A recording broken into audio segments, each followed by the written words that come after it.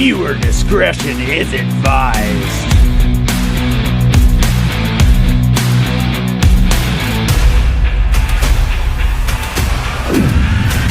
Welcome to the MrPickupTrucker podcast with the Transporter, Horner's Corner, and Calvin Keppers.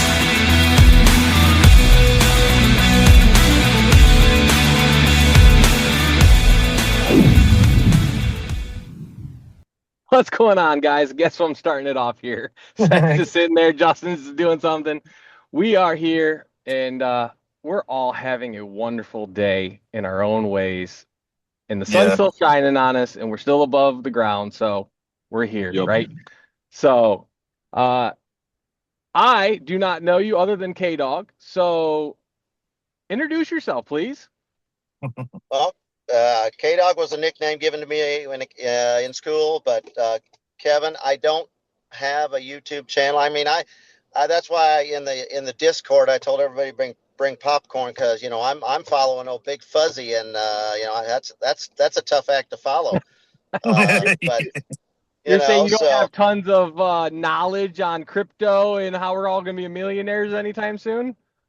If my version of Bitcoin is finding bits of coins in my couch cushions. Yeah. You gotta start somewhere. No, I've been quietly in the shadows for 5 years doing this, and just watching everybody else's stuff, and but love what you guys are doing, and that's why I want to be here, and it's time to participate a little more and see if I can help out, be of assistance. But awesome. I don't have a YouTube channel that has any RV transport stuff. Wouldn't be opposed to trying it, but in fact, I thought of if I had a YouTube name, it'd be 5 years in the business, first rookie at video. That's okay.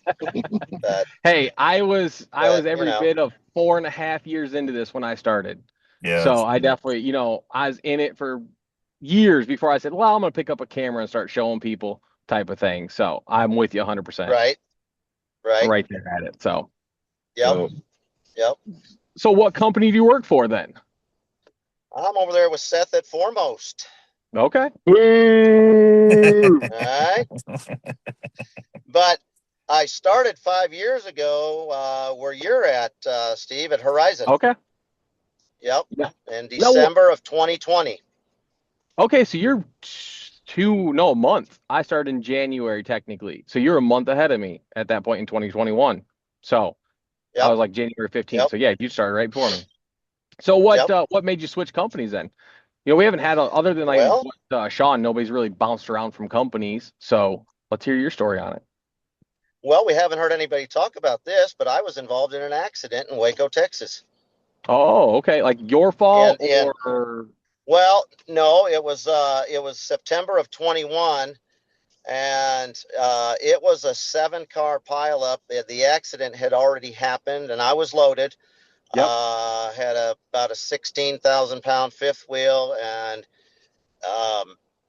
came up over just a slight grade, but there was just no stopping. I mean, the accident had already happened, but then I rear-ended, everybody else, and it was a non-record. How does that non-recordable, or what is it? Not non-reportable, but it was a non-preventable.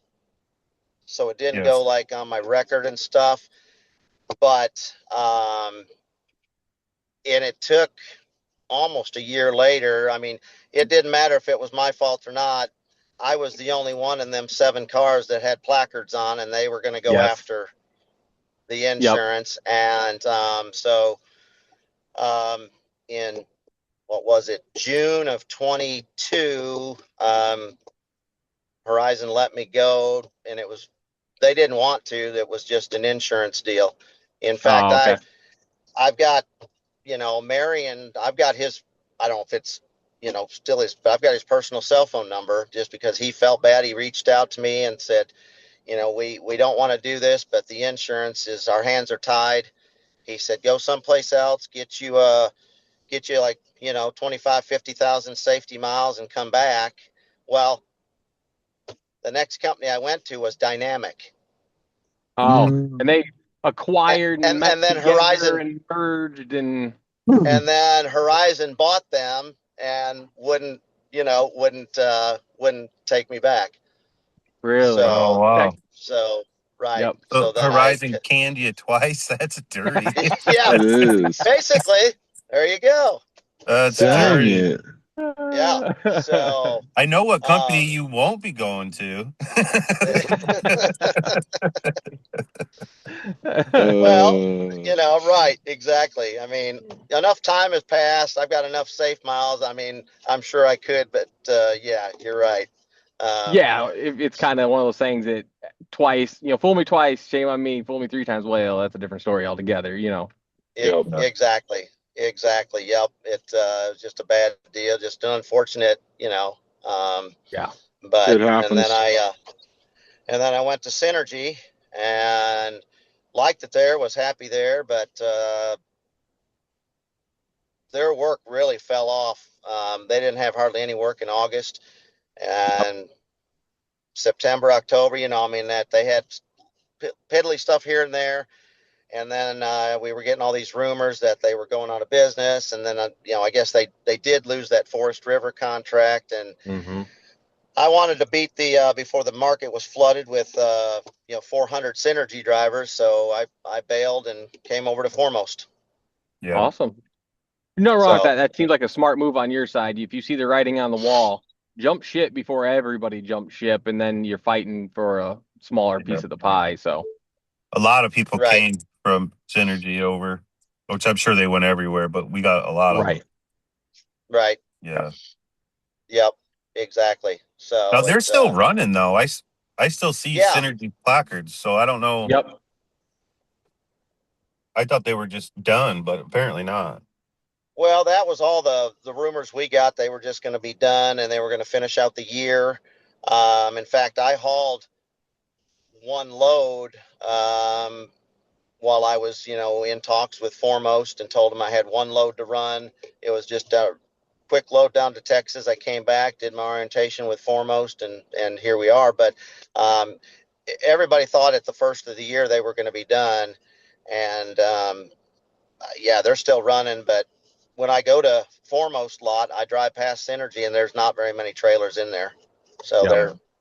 they're maybe on borrowed time or I don't know what the deal is. Trying I to feel like restructure, maybe.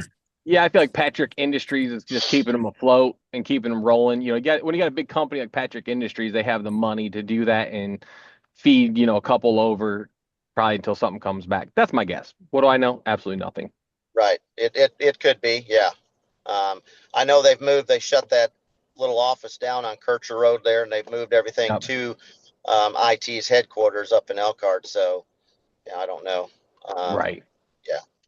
I don't know any more than that. So how was the process for somebody who is at a company to de-lease, since you've done it a few times, or got let go, however you want to look at it, and then start with the other one? Like Right. you just said, you ran a quick load for Synergy, went ahead and then you went and like the next day you're doing orientation.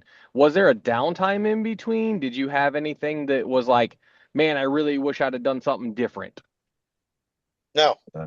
no. As far as like, completely got out of it or just. No, just like, you would have started a process sooner or would have waited a week or anything like that, because like I've never switched companies and I don't believe the other Right. guys have either. So when somebody comes up and says, hey, I work for XYZ company and I want to go to Wave because they got better rates this month, what do they got to do that you've seen? Or like, can you literally de-lease on Tuesday and release with another company on Wednesday? Yeah, because I had orientation um, on a Wednesday, and when our orientation was done, I had to go over to IT headquarters and get my de-lease paper and bring it back before I could get dispatched with Foremost.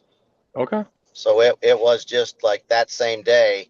It just worked out. So, I didn't have any downtime. I didn't need any downtime. I was ready to get rolling. so Yep. you were able to do orientation while still leased on.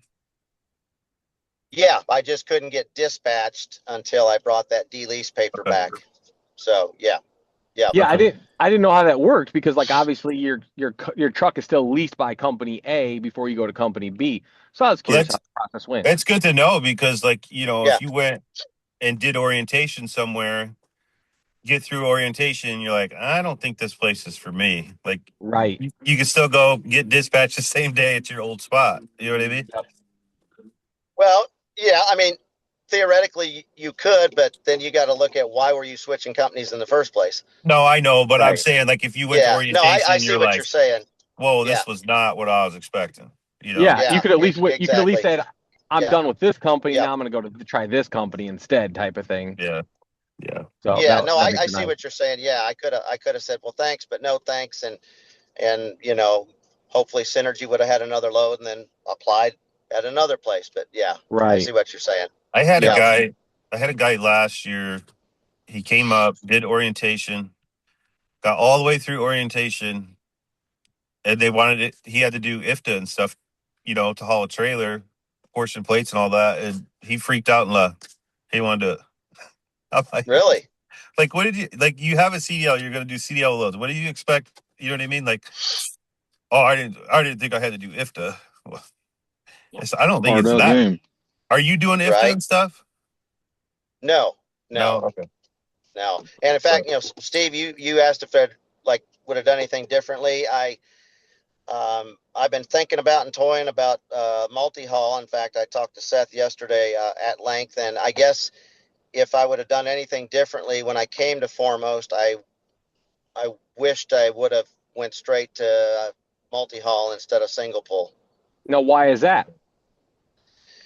Well, especially right now, if I'd had a crystal ball looking at the fuel prices, the deadhead miles is just going to start eating our lunch as far as cost and stuff. Yep. But I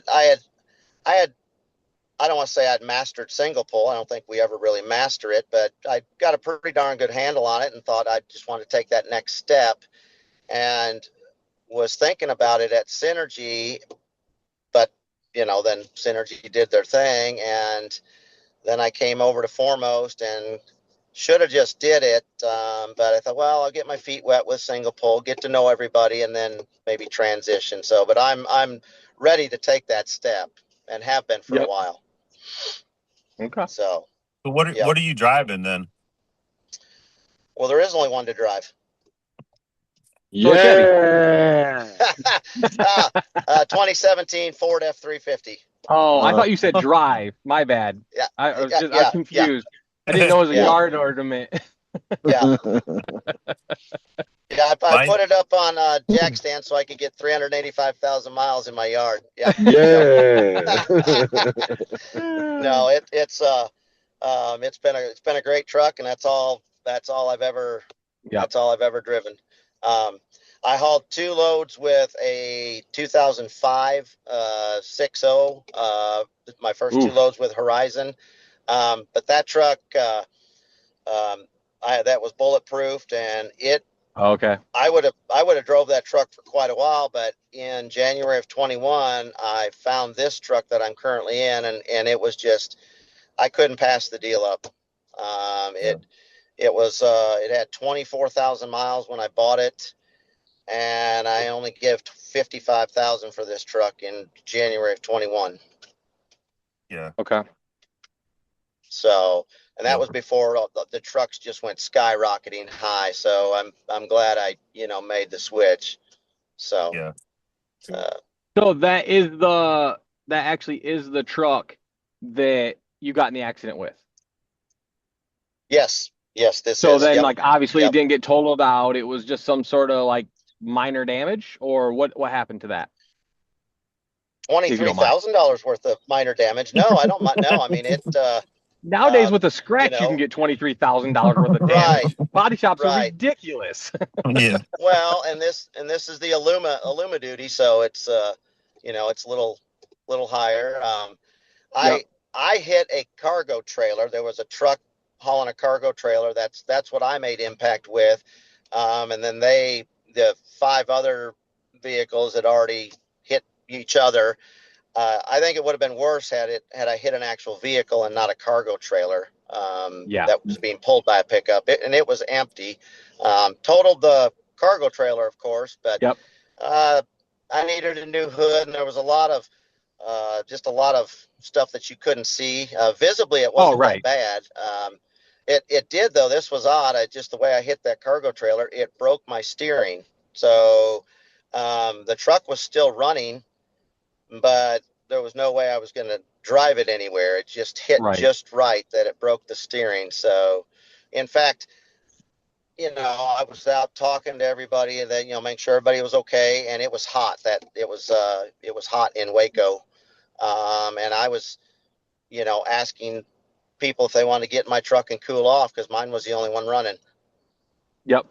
Okay. So, but I have an interesting story about the fixing. I've, listened to all your guys' stuff, and so I had the commercial insurance, but my personal insurance is actually the one that fixed the truck. See, okay, that was going to be my next question: is insurance? How did that work? Yada yada yada. Tired of no one believing you? DOT stops for following too close? Don't feel safe when you're parked overnight in a seedy truck stop? Get your Wolfbox today. Link below. The Mr. Pickup Trucker podcast is an Amazon affiliate. Because, like you said, we don't know, or I don't know of anybody we've had on that's gotten in a fender bender that had to turn in something and, so, I mean, you're completely new to where I was curious how that works. Right. So it was, and and it's a whole, when we had Sean on it, that was fascinating, listening to all that stuff. And, I was in the background, I was like raising my hand going, I've got a story that's about the insurance part, but call me. It was, well, I'm real good friends with a body shop, and, the guy that runs the tow truck, he drove down that night and got my truck. There was actually a guy, that lived just south of Waco, and it just worked out. He was on his way home.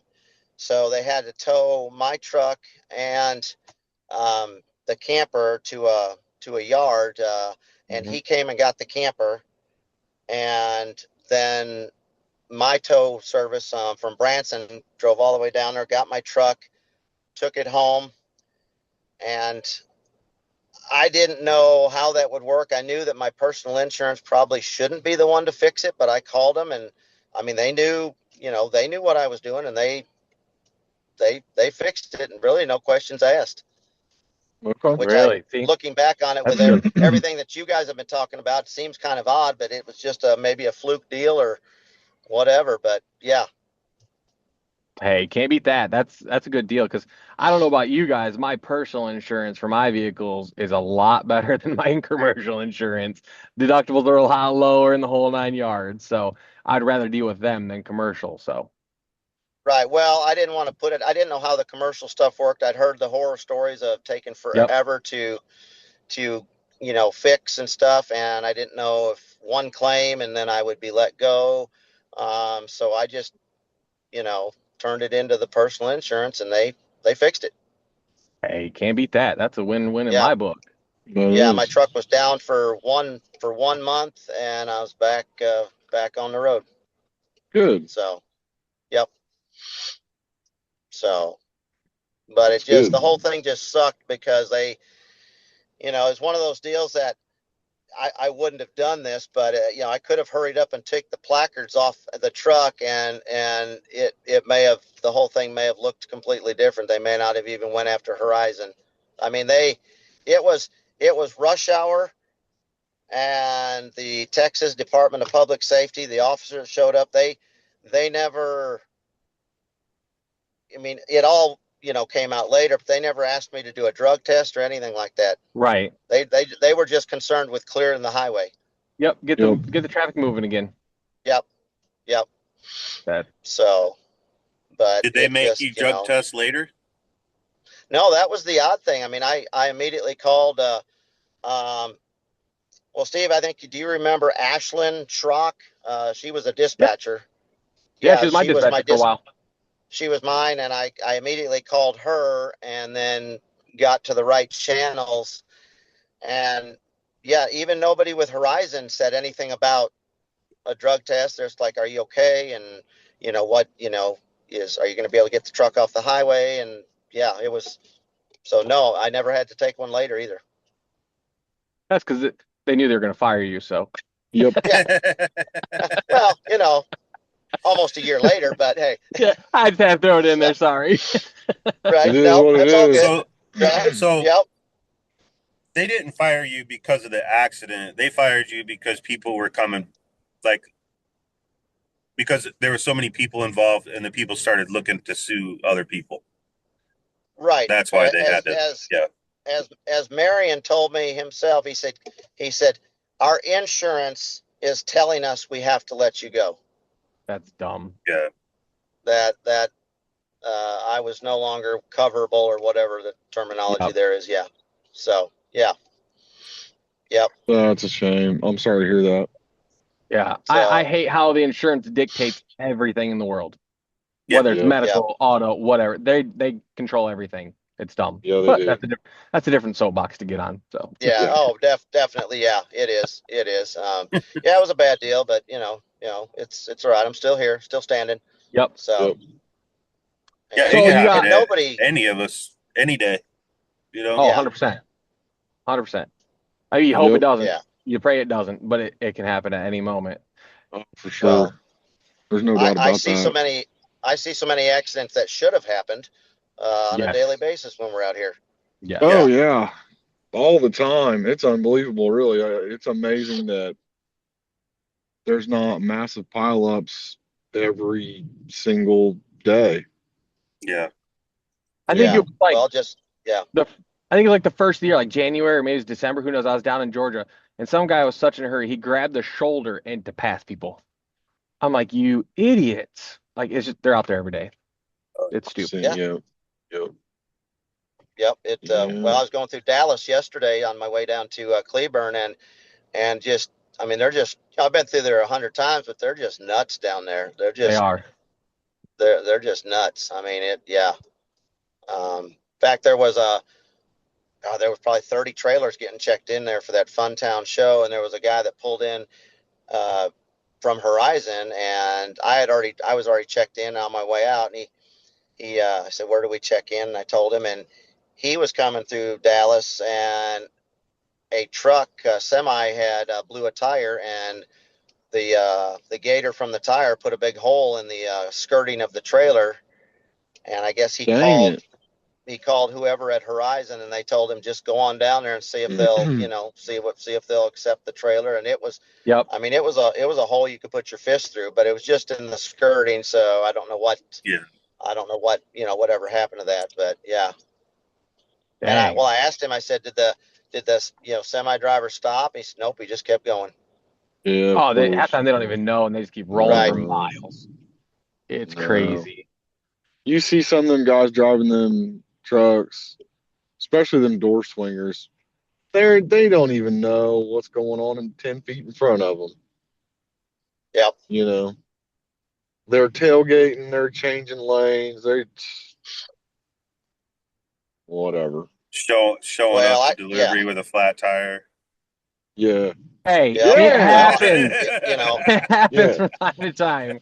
for losing the keys, Yeah, losing the Going keys, to the letting the wrong freaking dealer. thing go. Yeah, we all do stupid stuff. Calling right, people out. right. Yep. Yeah. Hey, I tell you what I have in my truck. The extra set of keys. There you go. Keys to the There unit. you go. Yeah. Yep. They're not staying in the water heaters no more. No. No. Well, it's getting worse out here too with the big trucks. I mean, I got my CDL back in 07 Okay. and went to work for Crest or CRST, and their orientation was just feeble at best. I mean, it was really no different than the orientation we go through, and we're not.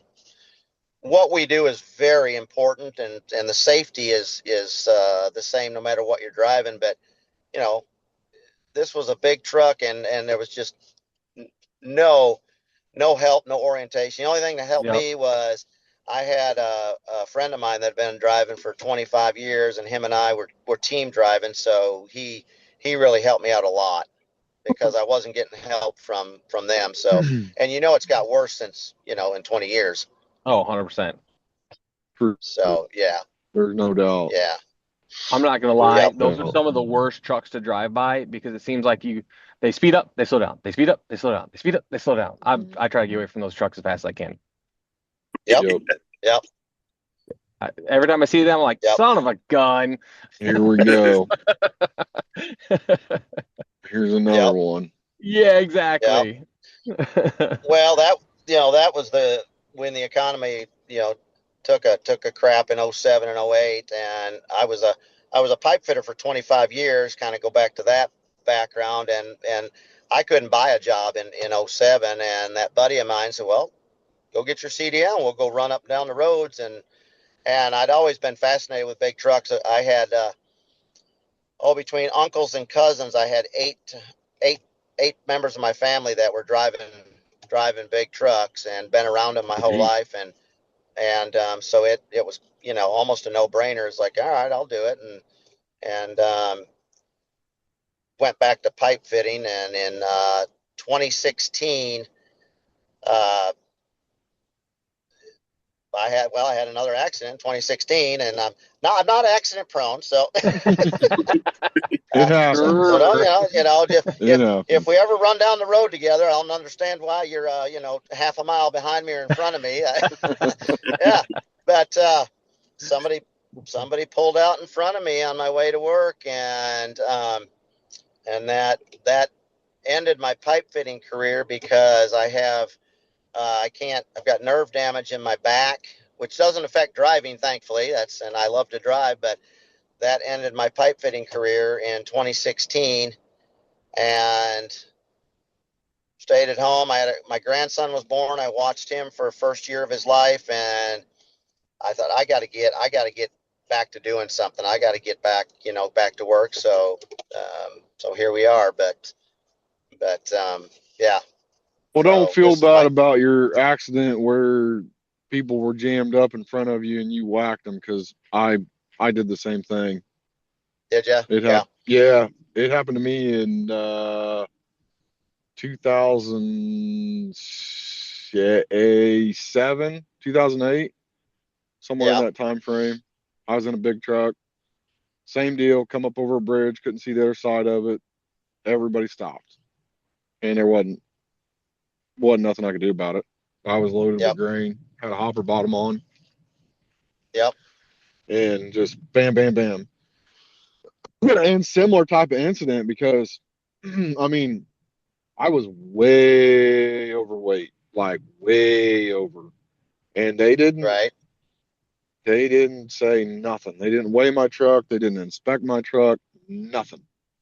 They just said, get it out of the way right now. Well, if you think about the situation, you guys weren't at fault. You know what I mean? You guys were just, something happened, something didn't notify you ahead enough. It just was a crappy time to be driving down the road. So I can see why they leave you guys be. I smacked the crap out of the back of a semi van trailer. Hell, he drove away. Did he? Really? Yeah. Jeez. I don't even know if he knew I hit him. I say, did he even know? I don't know, because he just was gone, and I'm sitting there going, how did you not feel that? I just hit you at like 40 miles an hour, weighing about 110,000, and he was gone.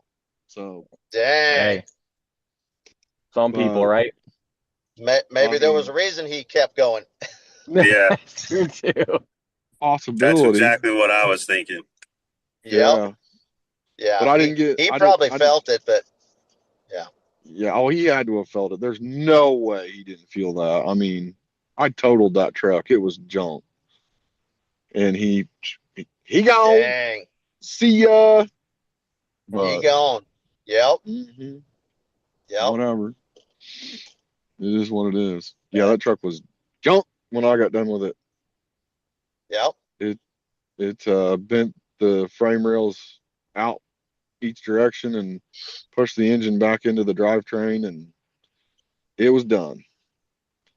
No more using that truck.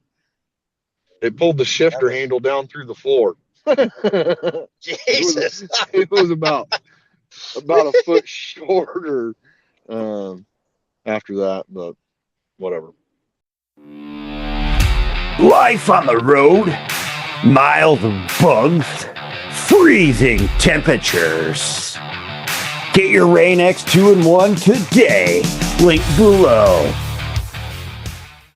Yep. It happens. Yep. It does. It does. Yep. Yeah, it was just a bad deal. And then Steve, like you said, there was, it took almost a year later for it to kind of go through the court system. But yeah, they got very, very greedy with Horizon's insurance. I'm sure they seen a commercial. They said, "Oh, he knows better." Especially if you have your CDL. If they automatically assume it doesn't matter if you looked the wrong direction. You have your CDL. You knew better. You shouldn't have looked that way. You know what I mean? It's stupid. Yep. I don't agree with that part. Well, and the other thing that I'll touch on, and everything else, legal and all that, they never asked about the logbook or anything like that, because now it's like, well, should you have been in that spot, or would you, if you wouldn't have been here at this time, how that goes. What if? They never. Yeah. Yep. Yeah, you hear about those nowadays. Yeah. Yep, the whole what if stuff. But they even tried to go after my personal insurance, which was just odd. I mean, they were wanting to get their hands in everybody's pockets. Jeez.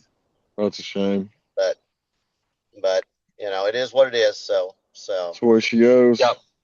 Yep. So one day I was sitting around with my grandson watching YouTube, and the first one I come across was Fair Winds and Following Seas, and started watching him, and I started Googling, what jobs you could do with a pickup, because I'm kind of like you, Steve. I had all the stuff. I've got a personal fifth wheel camper. It didn't have this particular truck at the time, but had that other one, and had all the hitches. I had, my cost of entry to get into this consisted of, buying some triangles, fire extinguisher, wasn't that bad. And I was like, well, what can I do with my truck? And ran across Casey's videos, and kind of the rest is history. Now you're here talking to our dumbasses. You might well, want to you're go talking to mine, so you might want to go see a doctor. Yeah, I've got one on speed dial. I bet you do. Soon as we're done, I'm getting on the phone with him.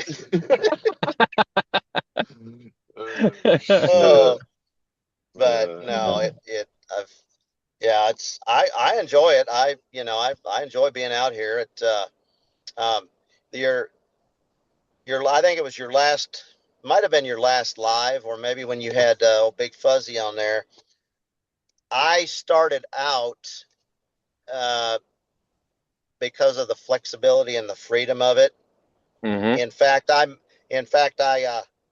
I marketed it to my wife as, oh, it's just part-time. I can work when I want, and I had to get her blessing. And the way that I probably should have went into marketing, because I was a hell of a salesman when I sold this to her, and oh yeah, really, okay, and I kind of came into it and did it all wrong. I came in doing it part-time, just one load a month, 2 loads a month. And looking back, I could kick myself in the ass, because during COVID, I saw some $5,000 loads with Horizon going up to Washington and Oregon, and I never took any of them. I never cashed in on that big money. And really, it wasn't until I got with Synergy that I started really, really ramping it up and rolling hard. I didn't even start out with an auxiliary fuel tank. Oof. Yeah. And that's why I wouldn't go real out part-time. west. Yeah, that's real part-time if you don't got one. I I love the Texas runs because I could stop here at the house and spend the night and then go on down to Texas. And, I love those. But once I got the auxiliary tank, that really opened up everything. So was there something in your life that flipped that switch, or it was just happened one day? Like you're just like, what made you go from a part-time 1 to 2 loads to then all of a sudden, like, I'm balls to the wall, I'm making some money? Is there anything, like, was it like a family ordeal? Like, do you want to save for a vacation or a new truck or anything like that? Not really. It was just got real comfortable with doing it and just wanted more. Just not. I can't really say there was one item or one thing that I wanted to save money for, but it was almost like I was working to pay. Okay, I got this bill coming up, so then I would look on the load board. What load will pay for this XYZ bill? I'd go do that, and that bill would be paid for, and I'd have money in my pocket. Yep. And then I'd wait for the next, and I'm like, I guess it's almost like living week to week for some people, paycheck to paycheck, if you will. A little different. And I'm like, no, let's start socking away some money. Let's really start hammering some stuff out. So, yeah. You gave me a good idea for a video, and that's going to be how to sell RV transport to your wife. Because I remembered saying some of the same stuff you were saying to my 100%. wife. The whole time she's going, no. I still did it. She still tells me no. Yep. See, I was opposite. Exactly. I got the blessing. It's just make whatever you put into it, get that money back. So if I put 2,000 into it, work enough to get 2,000 back. So that was, same thing. Right. Honey, I don't have to ask for any vacation days. If I need to go somewhere, I can just go. I don't have to ask for permission. I just do it. That was part of my marketing too. It's like I can be home whenever I need to be or whenever I want to be. And it was great. Yeah. So, but I got to say that since I, started running harder with Synergy, she was also on board with that. She's like, go make the money, Yeah. Well, of course, you probably transfer that money to her bank account, right? Well, in case she watches the video, sure. You get every penny of it, honey. That's right. I don't keep any of it. No, I don't keep any of it. You can't do ATM withdrawals with EFS. No, not at all. No cash advance, no nothing. No. Well, I will say this load I just got back from Cleburne, I should have really, on my way back, I should have got a part-time job. This was the worst, the lowest amount, I don't want to say that I've made, or I guess maybe profited or transferred, whatever. Because, and the biggest problem was I didn't leave enough on the EFS card from my last load to fill my truck up to get back to Goshen with the price of fuel the way it is. So when I got my advance, I already dipped into my advance quite a bit before I ever got to Goshen. Yep. So it just, and then it just snowballed from there. Yep. So I got another question for you. So I know Seth, right. He likes to pull his advance and live off his advances for the week, and then Friday drops a big, here's all my money, give it to me kind of thing. How do you run yours? Do you, like, soon as you delivered in Cleburne, did you send your paperwork right then and there to get paid? Did you wait 2-3 days? Yeah. I delivered, and it was just so happened that I was able to get my paperwork in just right on time. Got the email saying that my settlement would go out the 5 o'clock hour, but I don't transfer any of my money until I get back home to make sure I make it home and, just whatever. So, or my last fuel up. Like on my way home yesterday, I stopped in Savannah, Oklahoma, which, by the way, I was shocked. It was only $3.83 a gallon. That's pretty good though. That's not terrible. But right, That's pretty good no, right now. no, it's just sad that I think that's a good price. Exactly. But then that was my last fill up. So then at that point, that's when I, transfer my money or whatever. But it's always Yep. after I've filled up my last time. Yep. Yep. See, last week was the first time I had ever spent my whole advance on fuel, and Yep. I had the same amount. Well, I had like maybe 10 gallons more fuel when I got home than when I started, but it's the first time I ever spent. Like usually, I have a couple $100 left or something. Yep. Right. Yeah. Same with me. I went through my whole advance before I ever crossed the Texas border on this trip. Yeah. But Dang it. It is That's what rough. it is. So yeah, you gotta play the game.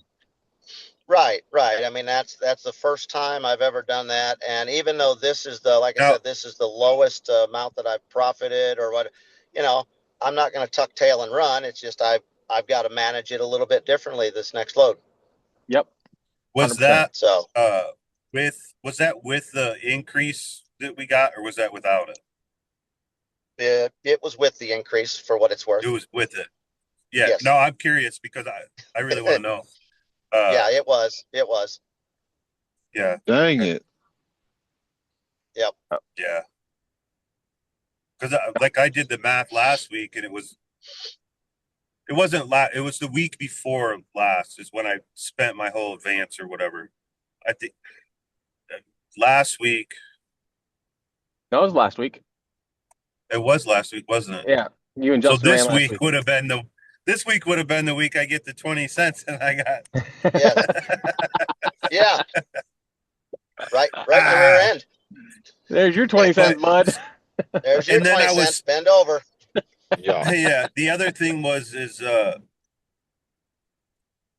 I was expecting the fuel. Well, I was hoping the fuel was going to stay where it was at because it technically would have made a little bit more, supposedly, but then it jumped another 30 cents, 20 cents. So that's out the window. But right. And then I just I mean, I go back to that I started this trip, behind the 8-ball because I didn't leave enough on the card from my last trip. So I feel like if I would have left enough or the right amount, that I wouldn't have went through my whole advance, and it might have looked a little differently. So I really shot myself in the foot there. Yeah, if you're going into the week $200 down because of fuel, it throws off the whole perspective of the whole week. Yeah. Right. So it just happens. That's why I normally try to go home as full as possible on the fuel tanks, and I try to leave $500 to $800 on the card. Yeah. And play with that every time. And I mean, I've had to pull it down to where there's nothing. I go home on it. It happens. Things are gonna happen. So. Yep. Right. Well, you all three of you live pretty local, don't you? Yeah. Yes. Yeah. See, I got to leave a little more on the card probably to make sure I get from, it's 647 miles from my driveway to Foremost office. So I got to make sure I've got enough to, get me that far. Even though Foremost does give us an advance, prior to leaving, I don't want to dip into that anymore if I don't have to. Yep. Yeah. So how do you feel about the RV industry with having a deadhead that much for work? Well, that's, I didn't mind it when I was starting out. And that was another one of my selling points. Oh, it's just my drive to work. And my drive to work is just a little longer than yours, honey. My wife drives about 17, 18 miles, and I drive 650. Same. Right. But that's another reason to want to switch to multi-haul is the deadhead stuff is I don't want to say starting to bother me, but just getting to me where I don't want to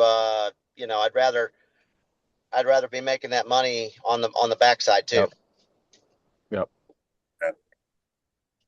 Yeah, because So for a load to make sense for you, you either have to go to Goshen, go somewhere, come back, and then you have to go somewhere like to your house or past your house for any of it to make sense. right, my Because if you don't go yeah, past your house, then it's not going to make sense. right. Kind of Yeah. my rule of thumb is, and I've done it. I try to be flexible, do favors, but I don't like anything under 1,000 miles. Yep. Yeah. And as I told Angela, our dispatcher, that I'm not, I'll go just about anywhere. I said I typically don't go east just because it doesn't make good business sense. I won't refuse it if that's the only thing on the board. I'm not going to be one of these guys sitting at home, keyboard warrior, bitching about no loads and no money when there's a load available. I mean, I'll take what I have to take, but I also want to go where it makes good business sense too. Yep. Now, why do you feel east is not a good business sense? Because it's less than 1,000 miles from Goshen. But if you could pick up in Goshen, go out east, right, come back, and then grab one taking you home, doesn't that make a better business sense? Because you're getting paid and then getting paid instead of just going to Texas and home. Just no, curious. you're right. That does. I haven't put together a lot of runs like that. Typically, I go out west and then just come home and do a reset, or stay home for 4 days doing honeydews, doing stuff, and then go back at it. In the 5 years I've been doing this, I've had very little back-to-back loads where I'm out. I've never done a reset on the road, and obviously if I get into the multi-haul thing, I'm probably going to have to, and I'll be okay with that. But up to this point, I've never done a reset on the road. Always on the road? Tired of cheap gas station toilet paper? Or maybe none at all? Get yourself some dude wipes. No one likes an itchy butt. Link below. Yeah. No, I just curious because I hear a lot of people do that. I hear a lot of people that Yeah. are from out west and they like, I'm not running east. Well, why? If you go to Texas, so you got a day up to Goshen, and then you'd have a day and a half. So that's only 2.5 days out of a 6-day week, 7-day week that you ran. You technically have enough time to go up to like Massachusetts and back. That's 3 days. Right. You still have enough to get home on time. So I was just curious, because I hear people all the time like, well, I'm not going east of there. And they same kind of principle. Why? It doesn't make sense. Why doesn't it make sense? And so I just want to hear other people's opinion. Right. Yeah. No, you bring up some great points, and I wouldn't be opposed to stuff like that. It's just I've just up to this point I just really haven't gone east. I'll go down Georgia, Florida, that kind of thing. But so. Now, did you guys? You ain't lived till you went over there and drove down all those 2-lane curvy roads through the mountains. Yeah, Pennsylvania and Jersey and all that. Oh, it's wonderful. I've seen your video, Seth, and knowing my luck, I'll wait till I get into multi-haul and then go that way. Yeah. Yeah, you will. Yeah. You will. Yep. I forgot where it is. I think when you go over to, I can't remember if it's Hanover, I think it's Hanover, PA. There's a Camping World, and I think it's like 322 or something like that. It takes you down this road. You are half a block away from a low bridge. The first time I did it, because I've just started taking a load to Pennsylvania. It's only 500 miles. I can do that, no problem. You get close to it, and so you're new doing this. You got a trailer on the back of you, and it says low bridge, don't hit it, blah blah blah. So I went around the block, went out of the way a couple miles, to find out I'm now on the wrong side of the bridge. I now have to drive all the way back around. Oh shit! And because it's like it's a 2-lane road that you can barely fit 2 semis because you're going to smack the telephone poles on the side. It's wonderful. It's wonderful. Yeah, sounds like a lot of fun. That knows what's up. I can hear, but he's obviously been down that way. Yeah, it happens. That's great. Yep. When I was driving big truck, we got into Chicago real early in the morning. Like, we were taking concrete wall sections up there, and it was not good. And we spent, I can't remember, we ended up backing up like miles, Right. because there was nowhere to turn around. The job site was on the road we were on, but there was no getting through. Yeah, there was no getting Spit it through it. out, No getting Justin. through it. I don't know what to say. It was a shit show, man. It was terrible. You need like a 2X button we can push on Justin and like speed him up. Yeah, speed it up. Yeah. Well, Justin still be on that story. Yeah. At that time, we were running, a paper map. Hours up, guys. Gotta go. Yep, gotta go. Justin, finish it next week. Yeah, we were running a paper map, and there was no. Yeah. It just was what it was. It was Part 4 of Right. Justin's story. Yeah. Here, I got something for you, Seth. It's real nice. Yep. I got it at Part Target one, on bud. sale. I bet it was a 2-for-1 sale, wasn't it? It was. It was. Now, real quick, because shit. I mean, I don't know if we're cutting this hard off at the hour or not. That's up to you guys. I'm good on time, but whatever you need to do. Yep. Are you or were you an LLC when your accident happened, or were you just under your own personal name? Oh, well, good question, Steve. That's interesting because I did go filed with the state of Missouri. I have an LLC, and it's actually another childhood name. My last name is Lund. I've always sorry, Steve. I've always driven and loved Fords, and used to have several Ford Thunderbirds. So a friend of mine gave me a nickname, called me Lunderbird instead of Thunderbird. So my company name is Lunderbird Logistics LLC. But here's where maybe I've screwed up, or maybe I haven't. That is my business name. I have a business checking account, and we do the taxes that way. But as far as all the companies I've worked for, it's always just been under my personal name. And I don't know because I've had people say, and maybe I've just listened to the wrong people, that, it doesn't make any difference. As far as getting your 1099, it doesn't make a difference if it says your LLC name or your personal name. And so, but let me put it out to you guys. Is it something I should, be using my LLC with Foremost? Yes. Okay. Because right now you're mixing your personal name with your business. Okay. And that creates a liability situation. Okay. Well, that's what I need to know. Yep. So, and I know with Horizon, I got a driver that said he called Horizon, asked them. It said it's stupid simple. You send over, don't know the name of the form. You send over whatever form and that new whatever number you get, like your tax number, and you're done. EIN. There you go. Yeah, EIN. Stupid simple. I've got an EIN easy. number, and it takes like 3 seconds. It sounds like they just change it from your name to those, and it's done. Like doesn't sound like it takes much to do it. If you want the most protection possible, you need to lease the truck. I'm sure your truck's in your name. Yep. So you need to write up a lease between you and your LLC, and the LLC needs to pay you rent, okay, or a lease payment or whatever it is, okay.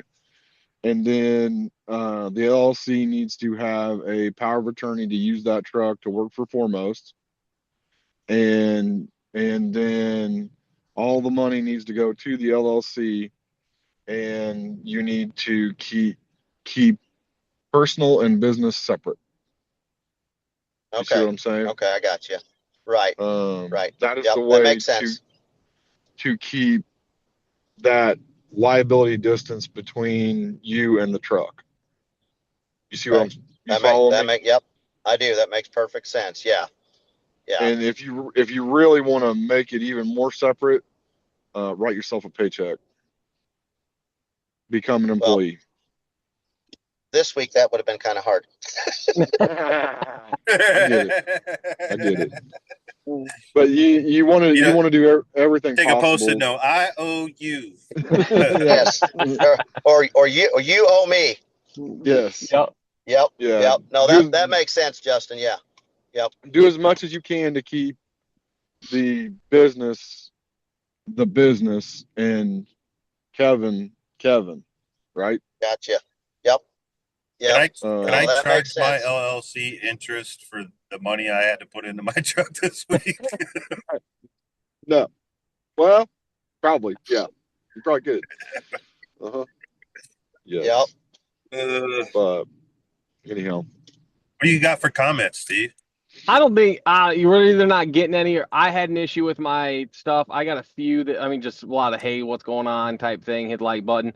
I had an issue with my live earlier that I'm not getting comments on it. So I don't know if it's a YouTube thing. I don't know if it's a my channel thing. I have to exit out and get back in, and it may load one or two. So there you go. Yeah. It's, I reached out earlier. Yeah. So. All my stuff is dead. Sorry. Truck's not been running. Dead. Right. My Chevy truck, or my Chevy sucks internet's working fantastically. You know why? Because it has the word Chevy in it. Chevys work amazing. No, it's Chevy sucks. Well, I was gonna say it doesn't matter. It's the word sucks, really. It's the word Chevy that makes it work. I think so. It's a work truck, work internet. It's all about work. No, I think you're getting it all confused, Steve. Oh, I'm not confused. Right. I think right now there's 3 against 1. Well, yeah, you're outvoted. Just because you guys all need to call BetterHelp after this for your problems in life doesn't make you right. It just makes hey man, right. Everything's going hunky dory over here, bub. It's all fucking blueberries and chocolate pie and sunshine and ice cream. Everything's going just fine here too. We're having a great time. I was gonna say, Seth, how are you doing? Hey, I'm loving it. Ford Tough, whatever. Yeah, I don't care what brand it is. You're gonna have issues. I don't care if you drive a freaking Geo Metro pulling a camper. You're gonna have issues. Yeah. Well, with mine, I've had more electronic issues than mechanical. I haven't really had any mechanical issues. I've had one injector replaced in 385,000 miles, and I've had my GPS quit working. I'm a princess. I've got heated and cooled seats, and of course the driver's seat is the one that went out. So that went out. I actually had a adaptive steering issue that I just ignored for a long time because it didn't affect the drivability. Here's something interesting. I've got a lifetime warranty with this truck, and it has paid for all of that stuff. I drive through Indy, and right there, once when you go through there, right on the right-hand side of the road, as you're about to jump on 465, it says lifetime warranty at a Ford. I'll tell you what, if a Ford dealership would offer me a commercial warranty for life, I'd buy one. I don't care if it's a Ram. I'd buy one. They didn't offer it as a commercial warranty. They just don't know that I'm doing this. Yeah. Hopefully they won't watch this video. So.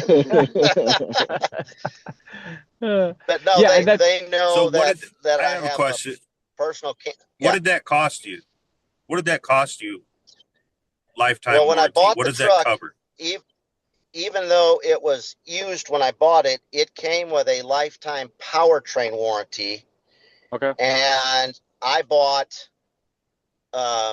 another, lifetime part of it that basically is bumper to bumper. That cost me $3,500, and I am well into them for just the adaptive steering issue that we were talking about was $3,500.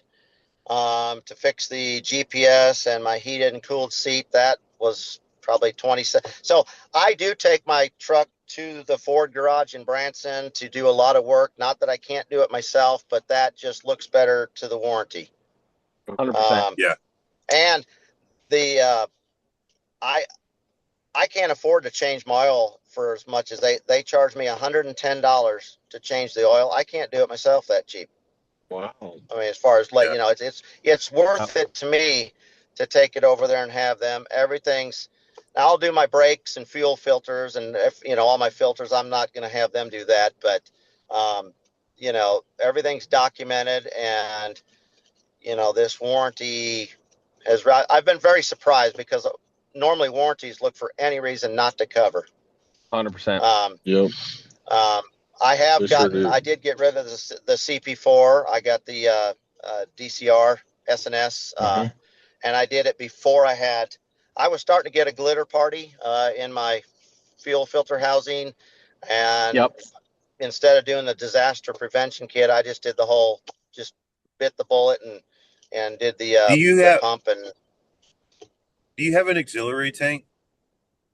Yep, I got a 100-gallon auxiliary tank. Yep, so I carry 150 gallons at all times. So is it an aluminum one?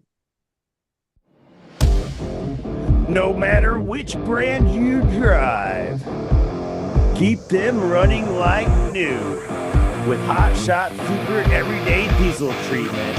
Link below. Is it an aluminum tank? Yep. Because yes, I have, when I change my fuel filter in that housing, I always have a few specs in there. And right. It's aluminum. Yep. Yeah. It's aluminum, and I think it's from that tank. That's why I'm asking you if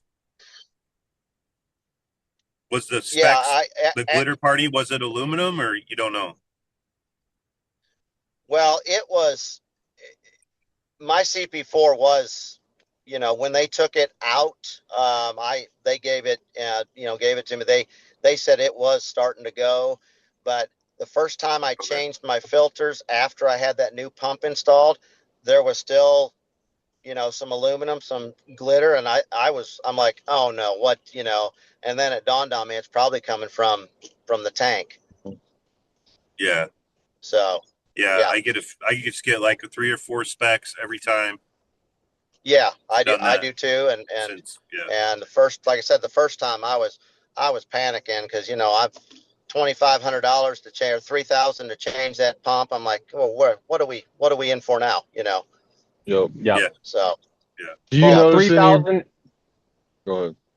$3,000 is a lot cheaper than the $14,000 it takes when your injectors and lines and tank and all that need to be cleaned out. So, that's why I did it. I think I did it and I made it to like, I want to say 150, 160,000 miles that on the CP4. And I think I got luckier than most. But you just don't know. So you don't, you're right. No.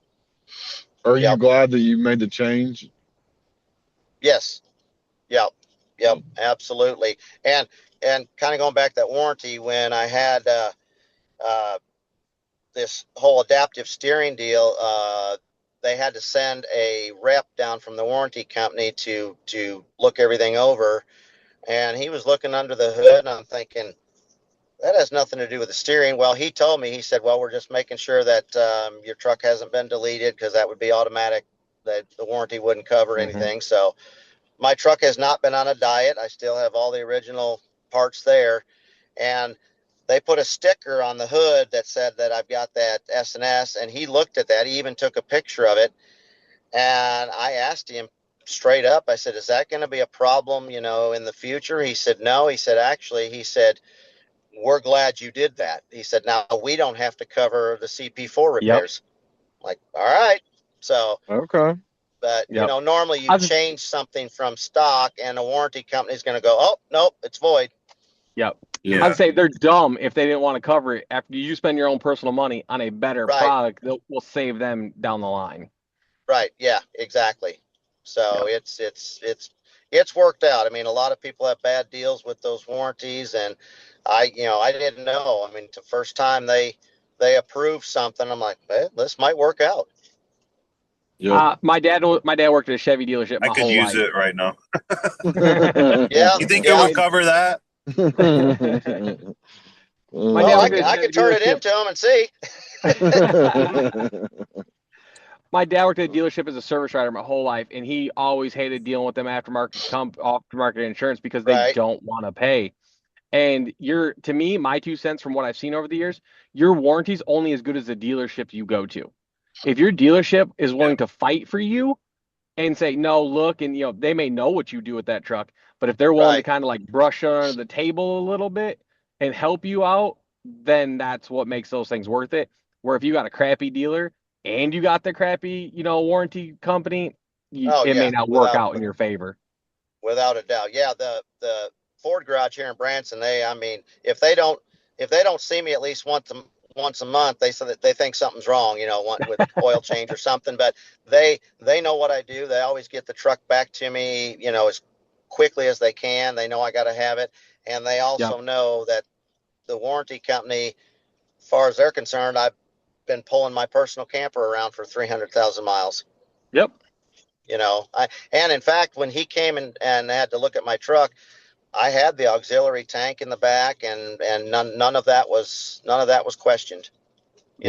So it's been good as far as that goes. Yeah. Good. Yep. That's a good thing. Now, the one thing they don't cover seals and gaskets, and I don't know about Seth or you or Justin, but my oil pan is starting to just seep. It's not using any. I can leave it sit for a week. There's no drips, but there's some wetness.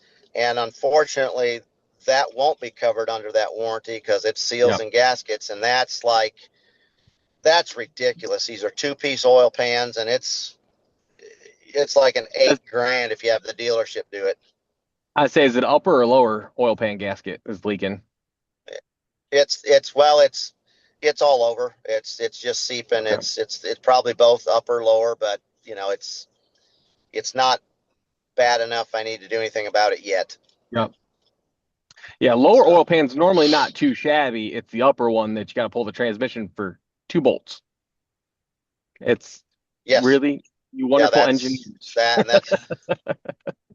And the way my service writer explained to me, like you just said, it's about he calls it $4,000 a bolt for 8,000 total repairs.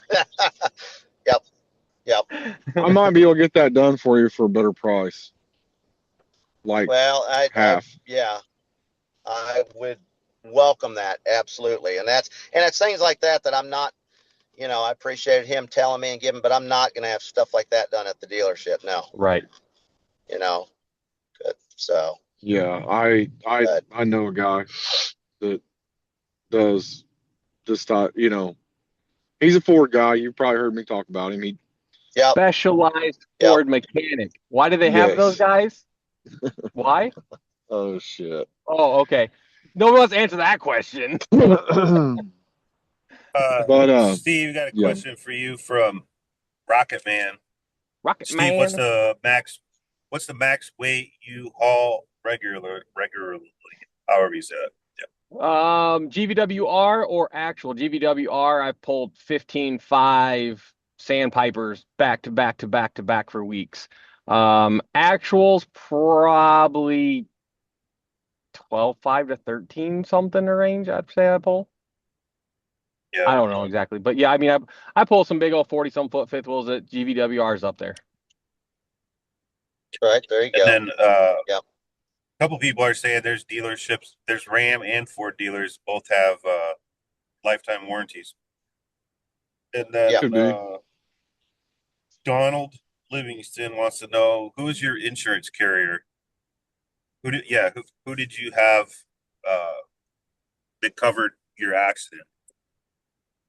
My personal is American Family, and at that time, with Horizon, it was Cottingham and Butler. Mm-hmm. Okay. For the commercial stuff, and now I think I'm with Northwoods now with Foremost. Good idea. Real good idea. Did Justin twist your arm on Northwoods, or you found that? No, I think it was on the list that Foremost give us. I just started calling them, and they were the the best price, and so yeah. Okay. Can you send that to me? Do you have that list? Yeah, I'll get it and I'll dig it out of my binder and send it to you. Yeah. Yep. Yeah. Absolutely. Okay. Yep. I've been trying to Yep. I tell would like Seth to. to go to Yeah. Northwoods for months, but he thinks I'm pulling his Well, chain you or some told me that shit. you had to get them to rewrite it and do some different stuff. It was a pain in the butt. But if they're on the Foremost list, then they already have it all set up. Yep. It would just be a simple phone call. Hey, on the first of the month when Cottingham drops me, I can start you. Yep. Instead of Right. yeah. It was, I Yeah. can't remember. I think it was 50 or $60 a month cheaper Yeah. through Northwoods than it was Cottingham and Butler. But I Yeah. haven't priced it Cottingham's again. been I think Cottingham's always been high. Probably. Could be. Could be. So Yeah, Yeah. did you price check them not too long ago? So do you remember what the difference was or no? I don't remember. Well, actually, uh, Cottingham and Butler never got back with me.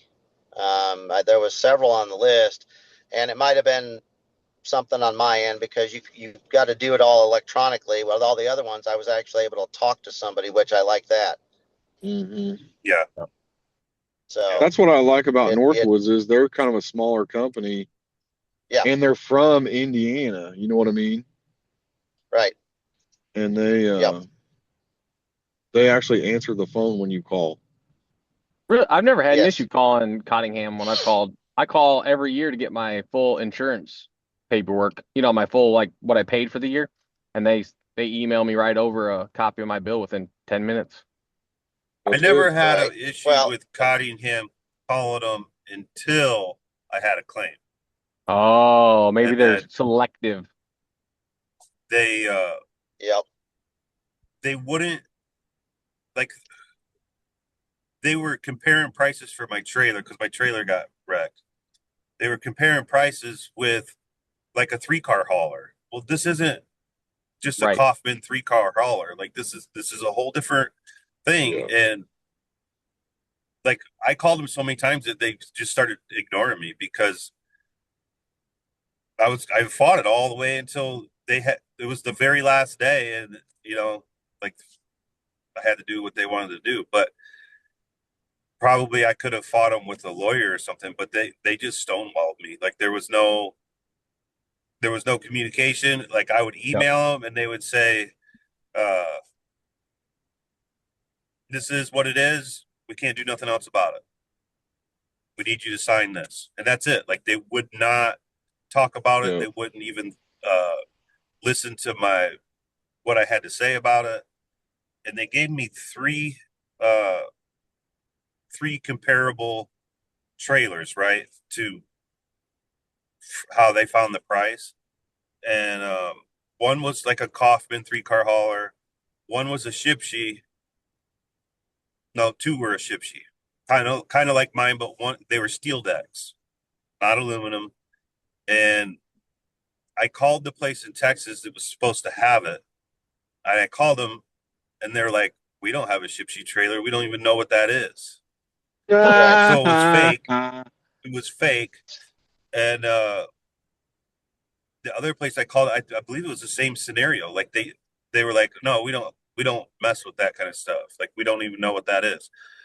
And then because the prices were cheap, they were like Yep. 14, 15 grand. And I'm like, okay, well just give me the money. I'll go buy this one. It's the same thing. Like it's Yep. whatever. Right. Exactly. And Yeah. because Oh, like I couldn't replace it for what they wanted to give me. They wanted to give me like 14, 15,000. Well, at that time, I could buy a 2014 for that, but not a 2021. yep. And yeah, I fought them and fought them and fought them, and then finally, uh, they ended up paying me out, and then I bought my trailer back for $5,000. And then in the mix of it, they never they never took my title for salvage. So I still have a clean title, and I just got it fixed. Now I'm ripping it, but yeah, it was a mess. Yep. But they did stonewall me, and they didn't want to answer the phone, and they didn't, like, it sucked. So I definitely want to switch. Right. Yeah. Because like if it came down to, like my truck, that kind of scenario, or like I fought them for 3 or 4 months just to get paid on the trailer. Luckily, I was able to still use it, but if it was my truck and I was out of work, like that, you go broke real fast. Yep. Oh, without a doubt. Yeah. I've seen multiple people that go one, same company, could be Horizon, right? They go ahead and one person will say they got in an accident, they got paid out in a week. One person said they got paid out in like 6 months, like stupid differences. So I don't know if it's like based on your adjuster that you have come out that like really screwed you or doesn't, or what? They would have paid me out faster, but I didn't agree with them. Right. You know what I mean? And so then they just fought me all the way to the end. And, like, I don't know. Yep. Yeah. You didn't help me to fight with I've them heard that. because I didn't get nowhere. Yep. Right. Exactly. No. Seth, I'm sorry. Seth, do you know if leasing a trailer, I know you own yours, but leasing a trailer from Foremost, do they cover the insurance and part of the lease payment, or is that you have to get it on your own? Yeah. Okay. They cover it. And they're just self-insured, so there's not really insurance on it. They're just self-insured. Right. Yeah. Okay. Gotcha. Yep. Good. Yeah. Very good. Like my trailer is insured for $20,000 right now, and it costs me like $100 a month. Yeah. Through Cottingham, but trailer insurance is cheap. It was I think it was less than 100. I think it was like 80, $85 or something. Oh wow, it might have been 100. I can't remember. I thought yours was a little more, Justin, because they had you appraise it so high. Oh yeah, that's right. I think it was. I think you're right. Yeah. Yeah. Because I think I had to get like $35,000 in coverage on it or something, or 30,000. I don't remember. Yeah. Something along those lines. Yeah. Right. Yep. I've got it written down, but I write, I do things like that, and it goes in here and it goes out here, if you know what I mean. Yep, that's what I got right there. I got like 3 little notebooks I carry with me, writing ideas down, and then I forget which notebook I wrote the idea down in. Yes. Yep. Yep. Exactly. Well, I was like yesterday, Seth, when I talked to you, I couldn't find the notebook that all my questions about multi-hull, so I was just pulling it out of my ass to ask you the questions I did. Yep. Well, now you got to watch. Now you got to watch my 200 videos on YouTube to figure it out. I'm gonna tell you. Yeah. I'm still confused as to why you're still willing to help me, and I'm not your recruit. But anyway, we won't go there. Hey. Oh shit. Yeah, shit. You owe all of us a recruit bonus now. Right? Yeah. Yep. I'm surprised I didn't have to Venmo some like a cover charge. Yep. Yeah. Mm-hmm. Hey, you brought a good point. Future people may have you to blame now. Get you on here. We all get a steak dinner before you hop on. Right? Yep. Membership fee. Yeah. Exactly. Yeah. Well, I hope I'm grandfathered in then. So you are now. Yep, it's your idea. Yep. Good. So we'll let you slide. Good. Yeah. Yep. No, everybody's welcome. We don't care where you work or what you do or whatever. What you drive. Come on down. Seth, since you just moved your noggin out of the way. Oh, go ahead. Seth, since you moved your noggin out of the way, do you want to talk that, or is that a future snippet for future stuff? Oh, no. I mean, it's just axle. Nice shaft, bud. Rear end housing.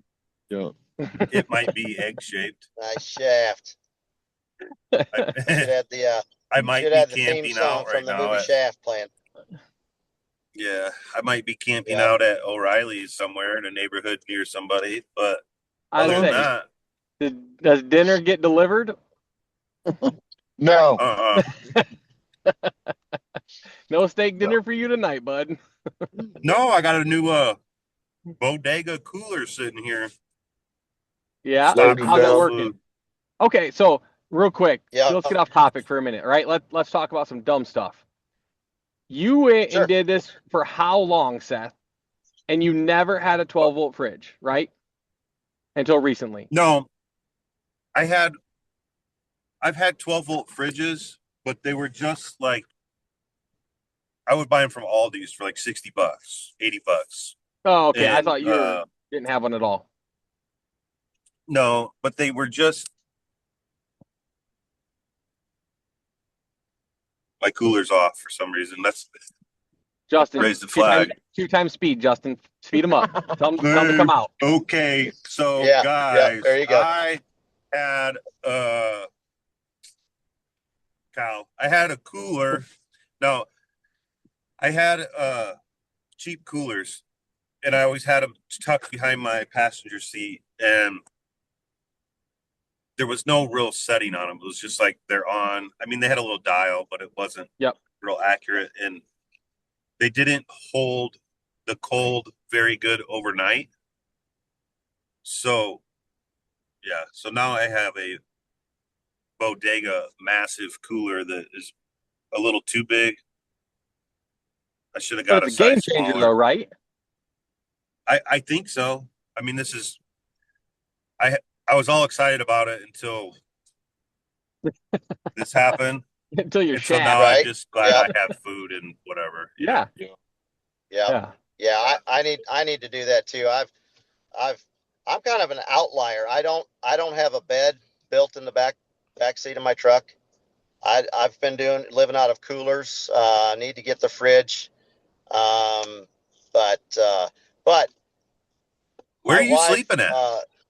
well, I do sleep in the back seat, but I've got a sleeping bag, and I mean I make it comfortable, but it's not as comfortable as it should be. Now, when I come up to Indiana, I've got a pretty slick setup. My sister lives in Decatur, Oh, okay. just south of Fort Wayne there. So I always come up, stay with her, and then go to Goshen. Or what I like to do is go get the camper first, and then go to her house, and I can do all of that in 11 hours. It's tight. I mean, I can't, when I leave my house, I've got to pretty much drive 5 over until I get the camper, and then go to her house, because she's an hour and a half from Goshen. But I do that, and then my wife is a senior manager at a resort here in Branson, and they are affiliated with Holiday Inn. And I basically have another, like an adopted mom, if you will, and she is part of the Hilton Oregon. So I do stay in a lot of hotels. However, I'm getting these hotels for $35-$40 a night. Yep. And really, right now, with the price of fuel, you can't idle your truck for $35. Right. Yeah. So yeah. I'm kind of an You hook outlier in onto that respect. you hook onto a shipsy trailer, you're gonna end up in your truck more, just because it's hard to find parking. Right. Which I'm sure you know. And I'm fully, prepared. Yeah. I mean, like, I'm ready to get out of the cooler, get the fridge. Like if I take a run out to California, I might sleep in a hotel one night on the way out there and one night on the way back, and then the rest is in the truck. Yeah. So, but it's nice to break it up. And not everybody has that. I'm very, very blessed to have those outlets available to me. Very blessed. Yes. Yeah. Yep. So I have to answer a question for my wife. She's texted me. She wants to know if I stole her candy. It's in between the passenger seat and the center console in your car. Yep. Sure it is, Seth. It is. I seen it. She's like, "Are you eating my candy?" No, I got my own goodies. No. Oh shit. Yep. All right. Well, Yeah. I'm not gonna lie. I got some shit to do this evening here before I get ready to get on the road tomorrow. Yeah. Well, I've kept you guys longer than an hour, and I know that when I get out of the truck, I've actually got to fire up the grill myself for dinner. So I'm probably going to have some hangry people here at the house. So, but no, yeah, I Thanks for really coming appreciate on. you guys having me on. I don't have the YouTube channel with all the videos. I wouldn't mind starting, but it like I said at the beginning, I kind of came out of the shadows because I started watching Fair Winds and a few others, and really up until you guys started all this stuff and ran across your stuff, Seth. It's a welcome change. I'm like, man, I want to get involved in that Discord that Casey's got going. I'm all, yeah. If I can help anybody, man, I'll, do what I can. And it's just, I just felt Well, like it's time to I get need more, like $2,000 right now for like $2,000. Well, I think we covered how well I did on this last run. So Yeah, you can have all of his profits from last week, Seth. there you go. Yeah. Hey, Good point, Steve. Exactly. Yep. Kevin, did you get your battery adapter in the mail? Yes, it went to my dad's house. We've had a lot of stuff. I have to go to my dad's house because we've had some issues with porch pirates. Sweet. So yes, I think it came today. I haven't been over there to get it. I just got home at like noon today. So, but yeah, I can't wait to get that. But I love what you're doing, and like I said, it was. Oh, go ahead. Sorry. There might be a glitter bomb in there. I don't know. Yeah, You should open it up with a chainsaw. Open with caution. I'll tell you what. I'm kidding. I'll have my dad open it then, so you can. No, don't have him do it. No. At least you'll feel bad, right, Seth? You'll be like, yeah, right. Wrong person. Right. Yep. Oh, shit. So, but no, I really love what you guys are doing, and that's why I was wanting to be on and just tell my story and get it out there. Thank you. And so it's like nice to have people community. to talk to. It's nice to have people to talk to because, you can get in the grind of doing this job of driving, and you could drive for years and not talk to anybody. You know what I mean? And it can get old, and you can try to call your friends and talk to them, like your hometown friends or whatever, but they don't care about your truck or the trailer. No, they don't give a shit. I-80 or they don't understand it. Yeah. No. So it's nice to have a little community of people. Before I started talking to Seth and Steve and doing YouTube, I didn't talk to nobody. Same here. You know what I mean? I didn't. Yeah. Whatever. Yeah. Same here. I was just watching YouTube all the time, and like, man, I'd like to do that or talk to this person. And so, anyway, here we are. So thank you for having me on and welcoming me to your community. Yeah. Well, don't you worry. It's a shit show, bub. Well, I mean, as you can see from a couple accents, I bring shit shows with me. So here we are. Right on. You're going to fit right in, bud. Absolutely. So, all right, guys, thank you so much. Hey, thank you. Yes, and thanks everybody for watching. We sure do appreciate it. Like and subscribe, and every Monday and Wednesday at 6 p.m. Eastern time. We sure do appreciate it, and we'll catch y'all later. Visit everybody's stores and help Seth out with his axle. We'll see you guys later. All Y'all right. have a good You saw evening. about 400 hats. Take care. Yeah. Yes. Right. We'll see it.